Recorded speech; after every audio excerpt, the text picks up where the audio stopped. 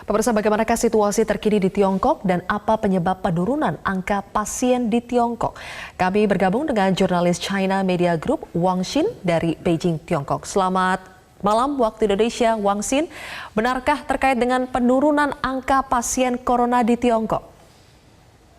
Ya, memang ini kenyataannya juga salah satu kabar yang baik di sini.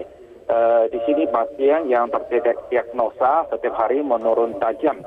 Misalnya pada tanggal 1 ya Maret di seluruh negeri Tiongkok ya, di luar provinsi Hubei, di Tiongkok ada 34 provinsi ya. Kalau pusat wabak di provinsi Hubei. Di luar provinsi Hubei hanya pada tanggal 1 ada 10 kasus. Pada tanggal 2 ada 14 pasien. Terus tanggal 3 hanya ada 5 pasien. Itu berarti menurun besar ya. Tapi kalau di daerah pusat itu provinsi Hubei pada tanggal 1 ada 60 pasien. Tanggal 2 ada 65 pasien. Terus pada tanggal 3 ada 91 pasien. Angka ini sebenarnya pada minggu yang lalu masih tercatat ratusan. Jadi sekarang boleh dikatakan menurun tajam ya daripada 1-2 minggu yang lalu itu. Ya. Oke. Wang Xin, apa penyebabnya sampai jumlah kasus corona di Tiongkok ini bisa turun setiap harinya? Menurut saya ada 3. Yang pertama, kan kita tahu itu provinsi Hubei masih diisolasi. Berarti pasiennya itu tidak bisa keluar atau banjir ke daerah lain di Tiongkok. Maka itu pasien di provinsi lain di Tiongkok menurun pesat. Satu lagi itu semua pasien di seluruh negeri Tiongkok asal ditemukan pasti wajib harus dilarikan atau dirawat di rumah sakit ya. Ya, satu lagi itu di sini kan kemarin bulan yang lalu baru selesai mudik tahun baru Imlek ya. Jadi migran asal kembali ke kota yang kerja itu harus menjalani karantina selama 14 hari. Ini semua peraturannya dilakukan cukup ketat ya. Yang pertama provinsi pusat wabak diisolasi. Yang kedua, semua pasien dirawat di rumah sakit.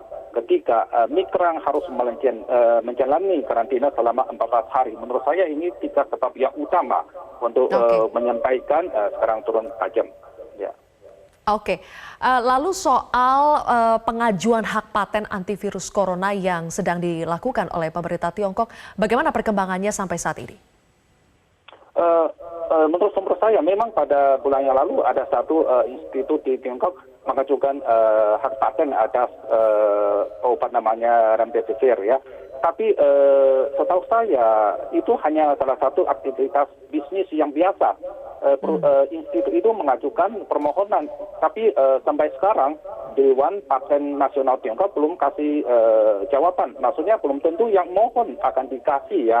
Tapi setahu saya itu sekarang obat remdesivir yang dari Gilead dari Amerika Serikat ya sedang melakukan uji coba di Tiongkok ya. Ya. Oke. Terakhir Wang Xin, kalau belum ada vaksinnya, berarti selama ini teknik pengobatan yang dilakukan oleh pihak rumah sakit untuk menyembuhkan pasien yang positif virus corona seperti apa? Ini seperti tadi saya bilang memang itu sekarang belum ada obat atau vaksin yang mujarab ya. Tapi berbagai macam obat juga dilakukan secara uji coba, misalnya termasuk remdesivir. Terus juga ada banyak Chinese medicine atau obat China. Karena dokter di sini bilang untuk banyak pasien yang sakitnya tidak terlalu parah ya, banyak di antara mereka minum obat Chinese ya juga bisa sembuh. Maka sekarang boleh dikatakan obat barat sama obat Chinese medicine sama-sama digunakan untuk pasien. Tapi memang sayang sampai sekarang obat maupun vaksin yang mujarab yang efektif sekali belum ditemukan itu ya. Baik, terima kasih Wang Xin telah berbagi bersama kami di Prime Time News hari ini.